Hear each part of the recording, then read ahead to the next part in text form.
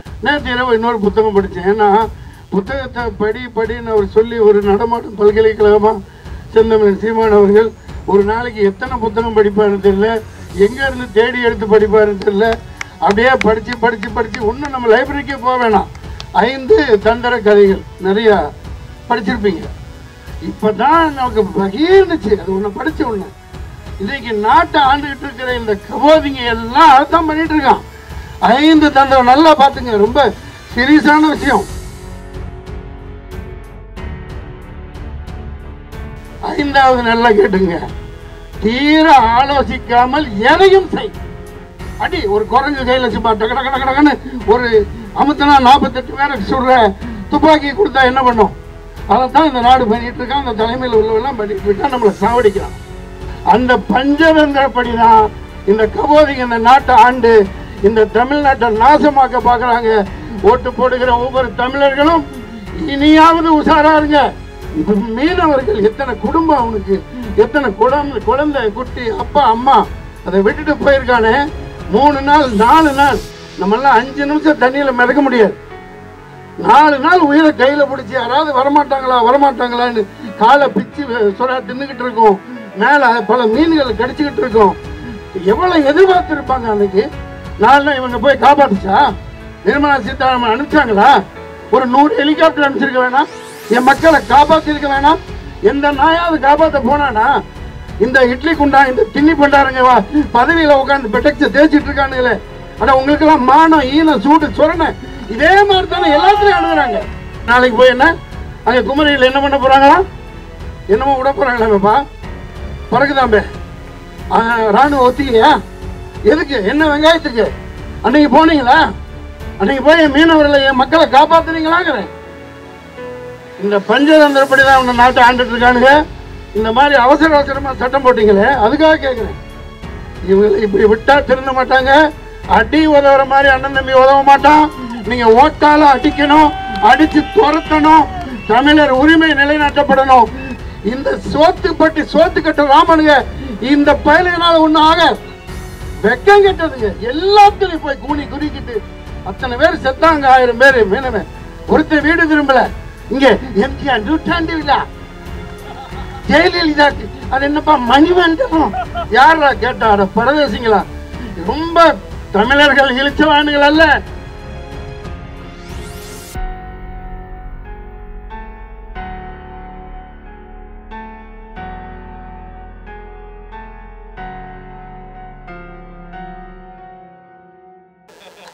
பத்திரிகையிலாம் பொது பிரிவிலிருந்து 10% தான் நான் படித்தேன்.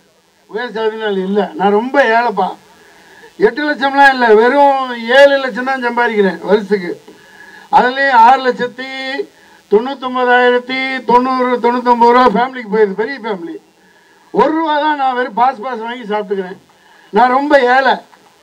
அதனால் இந்த பொது பிரிவில் எனக்கு இந்த துணை பிரதமர், இந்த துணை முதல்வர் இப்படி ஏதாவது ஒரு வேலை தருவாங்கன்னு நம்புகிறேன் இந்த பிரிவுக்கு கீழே. இன்னொன்றும் அதாவது 10 விழுக்காடு ஒத்துக்கிறேன். 10 விழுக்காடு அவங்க 10 விழுக்காடு கொடுத்துடலாம். எப்படி தெரியுங்களா? வாட்ஸ்அப்பில் உடனே இதை வட்டி கட் பண்ணக்கூடாது. மன்சூலிக்கான்னு சொல்லிட்டேன். 10 விழுக்காடுப்பா, ஓகேப்பா. மேலே பிரதமர் அலுவலகத்தில் இருந்து நீதிமன்றங்கள்ல இருந்து கீழே நீதிமன்றங்கள் வரைக்கும் இராணுவம் என்னென்ன துறை இருக்கு முப்பட இந்த முரளி ரம்பா இருக்காரு, அவர் தான் இந்த கொலை பண்ணுறதுக்கெல்லாம் கூப்பிட்றாங்க. அது அவனை அடக்கி வைக்கிறதுக்கு எவ்வளோ பாருங்க, எவ்வளோ அட்டூழி நடக்கிறத விடுங்க. மொத்தமே அந்த மக்களுக்கு, உயர் சாதி மக்களுக்கு 10% நம்ம கொடுத்துடலாம். மற்றவங்களெல்லாம் அடிச்சு உடச்சி துரத்தி விடு, மற்ற நமக்கெல்லாம் பங்கு போட்டுக்கலாம். சரிங்களா? புரியுதுங்களா? ஐயா அறிவாளிங்களா நிறையா இருக்கீங்க. 10% அந்த உயர் சாதி மக்களுக்கு கொடுத்துடலாம். ஏன்னா 99% நீதிபதிகள் பல பதவிகளில் எல்லாம் அவங்க தானே இருக்காங்க. அப்போ நம்மளை அடக்கி நான் எவ்வளோ கேவலமாக 1000 வருஷம் 2000 வருஷம் இன்னைக்கு நான் பாயா நிற்கிறேன், மற்றவங்க எல்லாம் காயா இருக்காங்க, கிறிஸ்டினா முஸ்லீமா எல்லாம் மாறி போகிறாங்கன்னா எங்களை நான் எவ்வளோ கேவலமாக இந்த மாதிரி என் பாட்டேன் முப்பாட்டனை நடத்தி படிக்க விடாமல் பண்ணி கீழ்நிலையில் வைக்க போதான்பா இப்படி இருக்கிறோம். அதனால ஐயா பெரியவங்களுக்கு புரியுதா இல்லையா? பத்திரிகைகள் நீங்கள்லாம் நல்லா தைரியசாலியாக முதுகெலும்பு உள்ளவங்க நல்லா போடுங்க. நீங்கள் இலங்கையில் மட்டும் புதுசாக ஒரு பத்திரிகை திறந்தனால தமிழ் அவரும் முன்னேற போறதில்லை. அதாவது பத்திரிகை தர்மத்தோட பத்திரிகைங்கிறது தராசு மாதிரி நிற்கணும். அதுதான் எனக்கு தெரிஞ்சு பல பத்திரிகைகளை படிச்சிருக்கேன். 1960களில் பேரறிஞர் அண்ணாவும் மாப்போசியும் வானொலியில் பேசுறது நேற்று நைட்டு படித்தேன். பத்திரிகை தர்மங்கிறது நடுநிலையா தராசு மாதிரி இருக்கணும். காசு சம்பாதிக்கிறது மட்டும் கிடையாது. காசு சம்பாதிக்கிறத தான் செஞ்சுக்கிட்டு இருக்காங்க இன்னைக்கு நிறைய பத்திரிகை. சோரம் போயிடுறாங்க. எந்த பெரிய பத்திரிகையிலுமே பொது பிரிவில் இருந்து 10%. அப்போ நானும் ஓகே அதை விடுங்க. அதனால 10% அந்த உயர் சாதி மக்களுக்கு, மற்றதெல்லாம் நமக்கு. சரியா? இந்த டீல் ஓகேயா? மோதிக்கு சொல்லிருங்க. இன்னொரு விஷயம், நேற்று இரவு இன்னொரு புத்தகம் படித்தேன். ஏன்னா புத்தகத்தை படின்னு அவர் சொல்லி ஒரு நடமாடும் பல்கலைக்கழகமாக செந்தமிழன் சீமான் அவர்கள் ஒரு நாளைக்கு எத்தனை புத்தகம் படிப்பாருன்னு தெரியல, எங்கேருந்து தேடி எடுத்து படிப்பாருன்னு தெரியல. அப்படியே படித்து இன்னும் நம்ம லைப்ரரிக்கே போக வேணாம். அவரோட பேச்சை ஒரு 2 மணி நேரம் 3 மணி நேரம் கேட்டுட்டு இருந்தால் போதும். நான் அறிவாளிகள்லாம் இருக்க சபையில் நான் சொல்கிறேன். ஏன்னா நாம் தமிழர் கூட்டத்தில் நிறைய அறிவாளிகள் இருப்பாங்க. சாதாரண உழைக்கும் மக்களில் அறிவாளிகளாக தண்ணி அடிக்காதவனா, போதைக்கு அடிமையாகாத ஏழை எளிய இளைஞர்களை, இந்த கட் அவுட்டுக்கு பால் ஊற்றாத இளைஞர்களை படையா திரட்டிக்கிட்டு போய்கிட்டு இருக்கிற ஒரே ஒரு இயக்கம் நாம் தமிழர். நாம் தமிழர் நாம் தமிழர் தான். பஞ்சதந்திர கதாயம் அப்படின்னு ஒரு புத்தகம் படித்தேன் நேற்று. அதாவது தமிழில் வந்து 5 தந்திர கதைகள் நிறையா படிச்சிருப்பீங்க. இப்போ தான் நமக்கு பகிர்ந்துச்சு. அது ஒன்று படித்த ஒன்று. இன்னைக்கு நாட்டை ஆண்டுகிட்டு இருக்கிற இந்த கபோதிங்க எல்லாம் அதான் பண்ணிட்டு இருக்கான். 5 தந்திரம் நல்லா பார்த்துங்க. ரொம்ப சீரியஸான விஷயம். நண்பர்களை பிரி, 1வது தந்திரம். 2வது, பிரிச்சவங்கள உனக்கு ஆதாயமானவனை சேர்த்துக்க. எப்படி கொலை பண்றது ஒரு முதல்வரை யாரை சேர்க்கணும் சேர்த்துக்கிறது சும்மா. அதுக்கப்புறம் நீங்க கற்பனை பண்ணிக்கிட்டே போங்க. 3வது, அடுத்தடுத்து கெடு. 3வது தந்திரம் கலைஞர் சார், அடுத்தடுத்து கெடு சாவடி நாரவை, இவனை பொழைக்கவே விடாத. பாயா காசு வச்சிருக்கார நிறைய அலி, அதுக்கு ஒரு சட்டம் போடு அலி. 4வது, ஆதாயத்தை அலி. எதிராளி எவ்வளவு சம்பாதிச்சிருக்கானோ, எப்படி குஜராத்தில் கோடீஸ்வரனா பரம்பரையா காந்தியவே சவுத் ஆப்பிரிக்காவுக்கு வரவழைச்சு வேலை கொடுத்தது இந்த போரா முஸ்லீம். இன்னைக்கு ரோட்ல பிச்சைக்காரன் ஆக்கிட்டு லட்சக்கணக்கு பாரு கொலை பண்ணி அந்த ஆதாயங்கள் எல்லாம் அழிக்கிறான் பாருங்க. 4வது கொள்கை என்ன? அடைந்ததை, எதிராளி அடைந்ததை அனைத்தையும் அழி. 5வது நல்லா கேட்டுங்க, தீர ஆலோசிக்காமல் எதையும் செய். அடி. ஒரு குரங்கு கையில் சும்மா டக்கு ஒரு அமுத்தனா 48 பேரை சுடுற துப்பாக்கி கொடுத்தா என்ன பண்ணும்? அதைத்தான் இந்த நாடு பண்ணிட்டு இருக்கான். அந்த தலைமையில் உள்ளவெல்லாம் பண்ணிட்டு இருக்கான். நம்மளை சாவடிக்கிறானா இல்லையா? அந்த பஞ்சதந்திரப்படி தான் இந்த கபோதிங்க இந்த நாட்டை ஆண்டு இந்த தமிழ்நாட்டை நாசமாக்க பார்க்குறாங்க. ஓட்டு போடுகிற ஒவ்வொரு தமிழர்களும் இனியாவது உஷாரா இருங்க. அன்றைக்கு ஆயிரக்கணக்கான மீனவர்கள், எத்தனை குடும்பம், அவனுக்கு எத்தனை குழந்தை குட்டி அப்பா அம்மா அதை விட்டுட்டு போயிருக்கானே.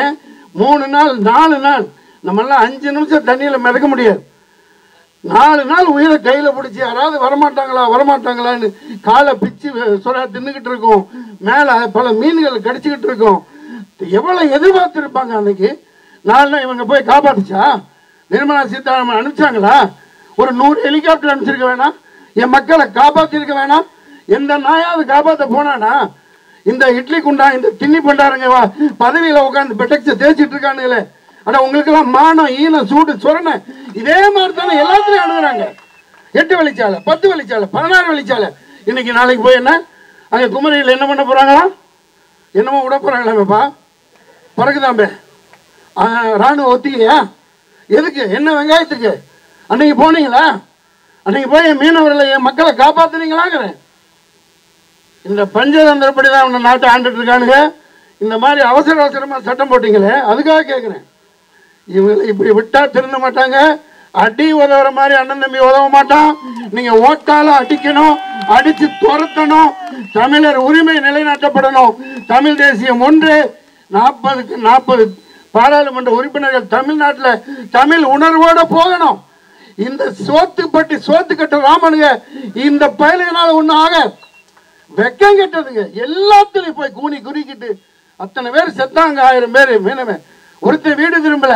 இங்க எம்ஜிஆர் நூற்றாண்டு விழா, ஜெயலலிதா, அது என்னப்பா மணிமண்டபம், யாரா கேட்டார பரதேசிங்களா? ரொம்ப தமிழர்கள் இழிச்சவானுகள் அல்ல. அனைத்து பத்திரிகை தாழ்மையோட கேட்டுக்கிறேன், நியாயமா இருங்க. தராசின் நடுமுள்ள போன்று புரட்சியாளர்களை, இந்த வேட்கையை, இந்த தமிழ் இனத்தின் வேட்கையை, தேவையை புரிஞ்சுக்கிட்டு நீங்க நடங்க. அவ்வளவுதான். சும்மா பல நாடுகளில் நீங்க ஆரம்பிக்கிறதுனால ஒரு வெங்காயம் நடக்க தமிழனுக்கு ஒன்றும் ஆக. தமிழனத்தை ஆதரிங்க. இவனோட போராட்டத்தை முதல் பக்கத்தில் போடுங்க. நன்றி, வணக்கம்.